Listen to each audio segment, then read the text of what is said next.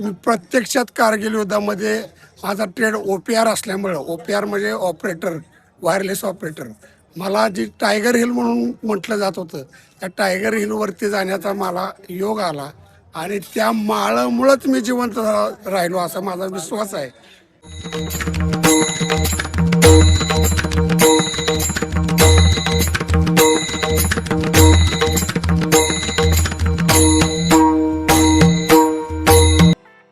Good morning guys. अभी हम निकल रहे हैं जेजूरी से दिल्ली की तरफ एंड यस अभी स्टार्ट करते हैं। आज ज़्यादा नहीं, आज हमको 12-13 किलोमीटर ही करना है। हम आफ्टरनून में पहुंच जाएंगे वहाँ पर एंड बाकी की चीज़ें देखते हैं।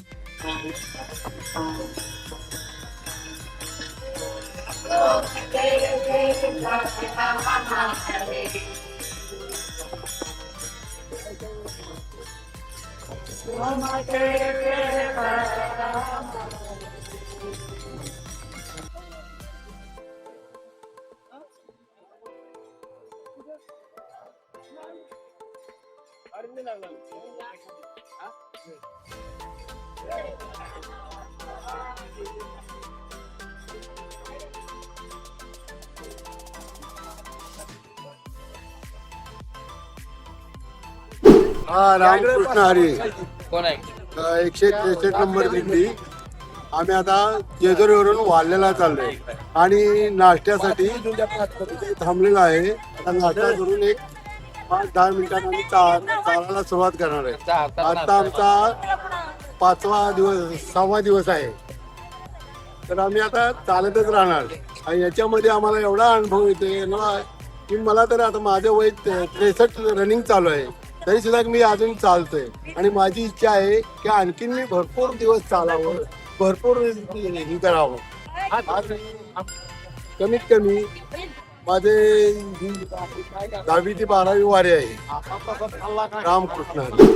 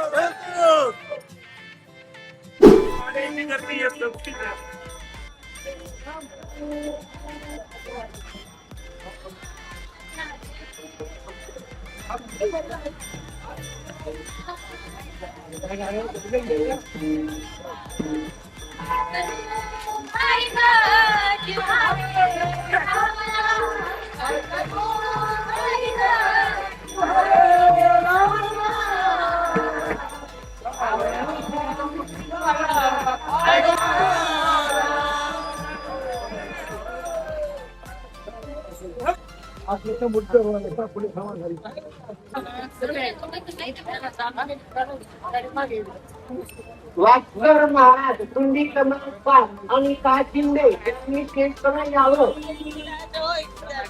हा माऊली जाऊन द्या, त्याला जायचंय माऊली थोडे हे काही त्यांचे माऊली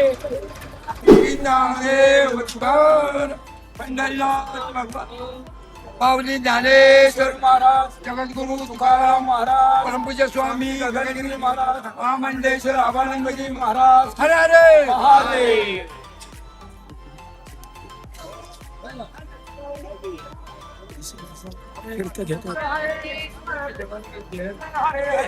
हरे राम राम राम हरे हरे।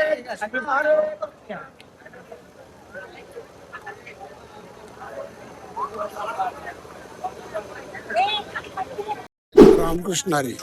मी कृष्णात बजरंग सुतार, राहणार ललगुण, तालुका खटाव, जिल्हा सातारा.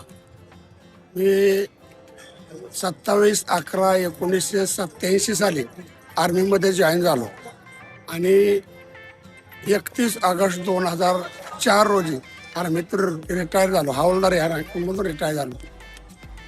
फौजमध्ये आर्मीमध्ये सर्व्हिस करत असताना माझ्या गळ्यामध्ये विठ्ठलाची माळ होती आणि ती माळ मी काढली नाही. त्याच्यासाठी मला पनिशमेंट झाली, पण ती माळ मी काढली नाही. त्याचा मला फायदा असा झाला, मी प्रत्यक्षात कारगिल युद्धामध्ये माझा ट्रेड OPR असल्यामुळं, OPR म्हणजे ऑपरेटर, वायरलेस ऑपरेटर, मला जी टायगर हिल म्हणून म्हटलं जात होतं, त्या टायगर हिलवरती जाण्याचा मला योग आला आणि त्या माळामुळंच मी जिवंत राहिलो असा माझा विश्वास आहे. आणि तिथून आल्यानंतर मी रिटायर झाल्यानंतर 2012 सालापासून या वारीमध्ये सामील झालो. वारीचा आनंद वेगळाच आहे आणि वारीत आल्यापासून मिलिटरीचं एक असं साच्याबद्ध जीवन होतं, ते जीवन मी साईडला ठेवून वारीत आल्यानंतर माझ्या जीवनामध्ये एवढा फरक झाला की आम्हाला 4,500 रुपये रिटायर असताना पगार असणारा आज मला 37,000 रुपये पेन्शन आहे. आणि ते फक्त माझा विश्वास आहे की त्या माऊलीच्या वारीत आल्यामुळंच मला तो फायदा झाला आहे. माझं जीवन बदलून गेलं, माझं राहणीमान, माझा स्वभाव. आणि तिथून आल्यानंतर एक साधा शिपाई असणारा हवालदार, मिलिटरीचा शिपाई, पण आज मी एक माऊलीच्या वारीत आल्यामुळं उत्तम कीर्तन करू शकतो, उत्तम प्रवचन करू शकतो आणि उत्तम गायन करू शकतो. हा सगळा फायदा वारीचा आहे. मी 87 साली भरती झाल्यानंतर माझं ट्रेनिंग नाशिक या ठिकाणी झालं आणि ट्रेनिंग पूर्ण झाल्यानंतर मला आसाममध्ये तिनसुकिया या ठिकाणी पोस्टिंग झालं माझं. आसामला त्यावेळी एवढे प्रगतशील राज्य नव्हतं, छोटी ट्रेन होती आणि आसाममधून आपल्या गावाकडे यायला 4 नाईट आणि 1 दिवस ट्रेनचा प्रवास करावा लागायचा. मी वारी पोस्टिंग झाल्यानंतर पहिलीच कार्तिक वारी आली. आमच्या वडिलांची वारी होती. माझ्या वडिलांची मिराची का देवा या संतांच्या उक्तीप्रमाणे आमच्या वडिलांची 65 वर्षाची वारी चालू होती आणि मला तर वारीला यायचं होतं. कार्तिक वारीच्या एकादशीला समाधी सोहळ्याला पोचायचं होतं, पण मला सुट्टी मिळत नव्हती. आता तिथून येण्याकरता जवळजवळ 6 दिवसाचा प्रवास करावा लागत होता आणि सुट्टी तर मिळत नाही. काय करायचं? मी तिथून रात्रीचा ड्युटीवर जातो म्हणून निघालो आणि मिलिटरीचं कंपाऊंड क्रॉस करून रोडवरती आलो. तिथं सिव्हिल ड्रेस धारण केला आणि तिथून बोगोडा येऊन पळून येऊन कार्तिक वारीच्या एकादशी दिवशी आळंदीत पोहोचलो. आळंदीत पोहोचल्याबरोबर वडिलांनी मला बोलवून घेतलं आणि सांगितलं की अरे तुझं मिलिटरीचं काहीतरी आले. मी म्हटलं मला माघारी बोलवलंय म्हणून. आता मला माहित होतं काय आले, तर ते मिलिटरीची तार होती की तुमचा मुलगा पळून गेलाय. आणि तिथूनच मी द्वादशी सोडल्यानंतर तिथूनच ट्रेन पकडली आणि युनिटमध्ये जाऊन पोहोचलो. त्याच्यासाठी मला मिलिटरीची पहिली रिएंट्री 14 दिवसाची सजा झाली, पण मी माझी वारी चुकू दिली नाही. तरणा भाग्यवंत नटे हरे कीर्तनात जवळवरी सकळ सिद्ध आहे, हात चालावया पाय, आपले सोयीत पाय, तीर्थयात्रे जाय चुकू नको. तर तरुण मुलांनी वारीमध्ये सहभागी व्हावं असं माझं मत आहे. कारण आता जे कलियुगाचा जो काळ आहे, तरुण मुलं बरेच असे लोक आहेत की ते डिप्रेशनमध्ये जातात काही कारणावर. तर वारीत आल्यानंतर त्यांच्या मनावरती अतिशय उत्तम असा परिणाम होतो. बरीच उदाहरणं अशी आहेत. कारण वारीत आल्यानंतर तुम्ही आता आपण सगळे बघतोय की सर्व समाज सकाळची येते आहे अधिकार. इथं कोण लहान नाही, कोण मोठा नाही, कोण बारीक नाही, कोण स्त्री नाही, कोण पुरुष नाही, सगळ्यासाठी असणारी ही वारी. आणि या वारीत आल्यानंतर आपलं डिप्रेशन 100% कमी होतच होतं. आणि इथून नित्यनियम हरी, नित्यनियमानं जर तुम्ही त्या भगवंताचं नामस्मरण घेत राहिला तर तुमचं डिप्रेशन सगळं संपणार आहे, ही भगवंताची खात्री आहे. म्हणून तरुणांनी वारी करावी. रामकृष्ण आहे.